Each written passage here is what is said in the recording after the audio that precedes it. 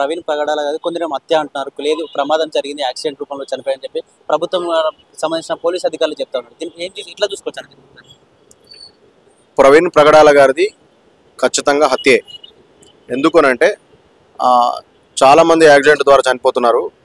కానీ యాక్సిడెంట్ ద్వారా చనిపోయినప్పుడు ఎవరిది హత్య అని చెప్పండి, ప్రవీణ్ ప్రగడాల గారిదే ఎందుకు హత్య అని చెప్తున్నారు అంటే, తాను చేసిన ఆయన మరి అందరిలాగా సాధారణమైన పాస్టర్ కాదు, ఒక చర్చికి సంబంధించిన పాస్టర్ కాదు.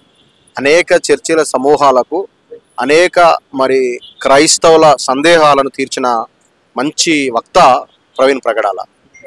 మంచి నాలెడ్జ్ కలిగిన ప్రవీణ్ ప్రగడాల గారు.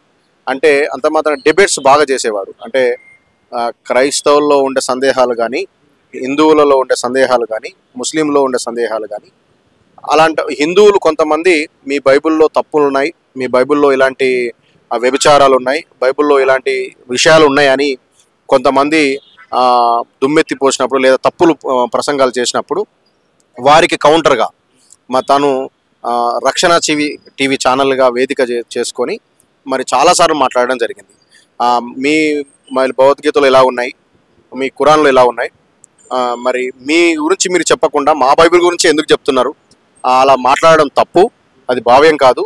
నా మతాన్ని నేను ప్రకటించుకున్న స్వేచ్ఛ నాకు రాజ్యాంగం కల్పించింది, ఖచ్చితంగా నేను చెప్తున్నాను, మా బైబిల్ జోలికి మీరు రాకూడదు, మేము మీ గ్రంథాల జోలికి మేము రాము అని తాను నిర్భయంగా, భయపడకుండా, జడియకుండా మరి చాలా స్పష్టంగా మాట్లాడిన వ్యక్తి ప్రవీణ్ ప్రగడాల గారు.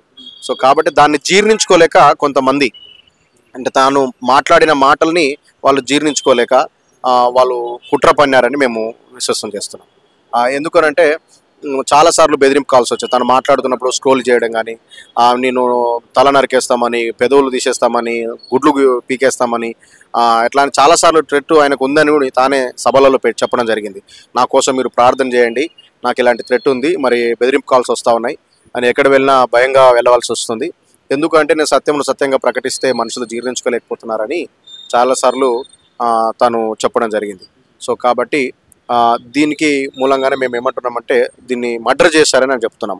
కొంతమంది మరి మతోన్మాదులు మతపు ఆలోచనతో కలిగి మరి ప్రవీణ్ ప్రగడాల గారిని హత్య చేశారని మేము అంటున్నాం.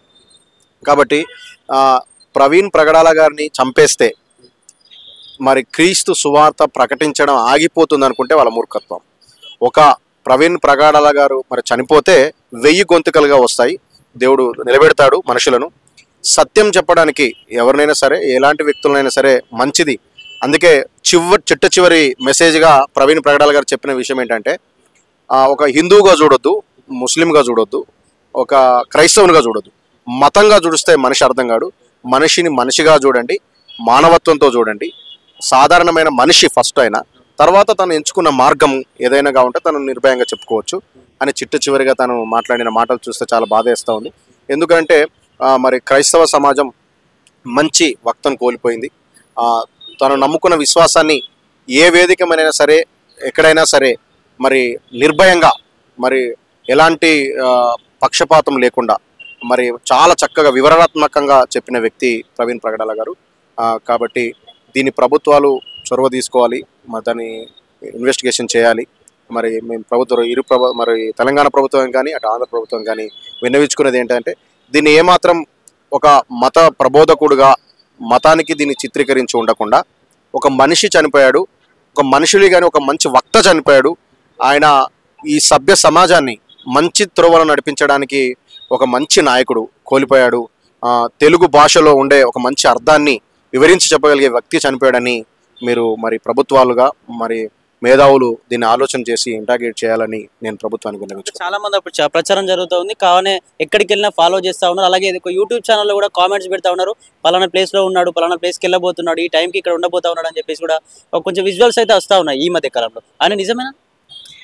కొంతమంది అదే ఇప్పుడు హైందవ మతానికి సంబంధించిన కొంతమంది ఎవరైతే మత ఛందాసవాదులు ఉన్నారో, మతం అనే మత్తులో ఉన్నారో, తాను వెళుతున్న దాన్ని ఎప్పటికప్పుడు తను మరి పరిశీలన చేస్తూ, తను వెళ్తున్న దాని ప్రోగ్రామ్ను చూస్తూ తనను ఫాలో అవుతున్నారు అన్నట్టుగానే అనిపిస్తూ ఉంది. ఇది సంఘటన జరిగిన తర్వాత, ఈ సంఘటన జరిగేదానికంటే ముందు తాను ఆలోచించలేదు. పోతే క్రైస్తవుడిగా మరి విశేషంగా సువార్థికుడిగా, అంతకంటే మంచి మరి క్రీస్తు రాయబారిగా ఉండే వాళ్ళు ఆలోచించే విషయం ఏంటంటే, పోతే పోనీ నేను దేవుడి దగ్గరికి వెళ్తాను కదా, నన్ను చంపిన వాళ్ళు ధనులు, దేవా నేను ఈ లోకంలో నీకు అవసరమైతే నన్ను ఉంచు, లేకపోతే తీసుకో అని చెప్పి ప్రతిరోజు మరి ఒక క్రైస్తవ వక్తలుగా మాట్లాడుకునే విషయాలు, దేవుడితో ప్రార్థన చేసుకునే విషయాలు ఇవే. కాబట్టి తను మరణానికి భయపడలేదు. యేసుక్రీస్తు చెప్పింది కూడా అదే.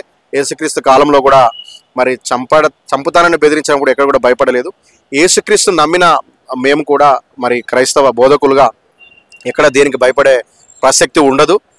ఎందుకంటే అదే విధంగానే దాన్ని ఉద్దేశించుకునే ప్రవీణ్ ప్రగల్ గారు వారిని ఎంతగా పట్టించుకోకుండా తన పనిలో తను నిమగ్నమై తను ప్రయాణమై వెళ్ళిపోతూ ఉన్నాడు. తనను మరి ప్లాన్ ప్రకారంగా, పథకం ప్రకారంగానే వాళ్ళు చేసి చంపారని తను చనిపోయిన తర్వాత తేలిన విషయాన్ని గమనిస్తే అదే అర్థమవుతాం. అంటే మీరేమో హత్య జరిగింది అని చెప్తున్నారు, పోలీసులు ఏమో ప్రమాదంగానే సృష్టించే ప్రయత్నం జరుగుతూ ఉందని చెప్పేసి ప్రచారం జరుగుతూ ఉంది. మరి నిజంగానే ఇది ప్రమాదమే అని చెప్పి బయటకు వస్తే నెక్స్ట్ ఈ పాస్టర్లందరూ మేము పెద్ద ఉద్యమానికి దారితీస్తామని చెప్పి చెప్తా ఉన్నారు. అంటే ఇట్లాంటి కార్యక్రమాలు చేయబోతాం.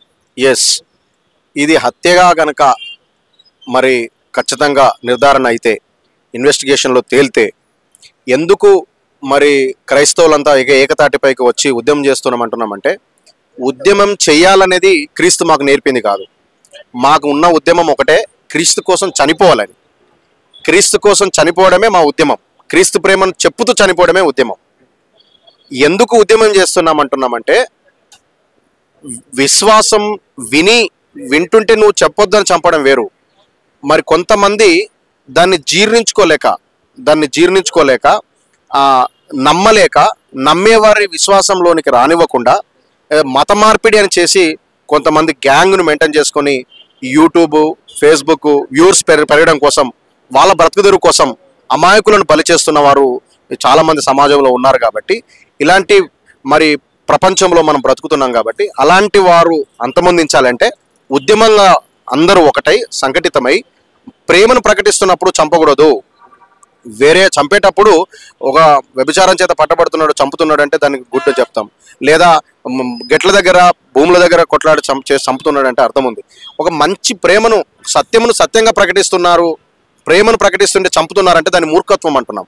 దాని మూర్ఖపు ఆలోచన మైండ్ నుంచి తొలగించుకోవాలని మేము అంతా ఒకటై సంఘటితమై ఖచ్చితంగా ప్రభుత్వము మరి దృష్టికి తీసుకెళ్తాం, పెద్ద ఎత్తున దీన్ని చేస్తామని తెలియపరుస్తాం.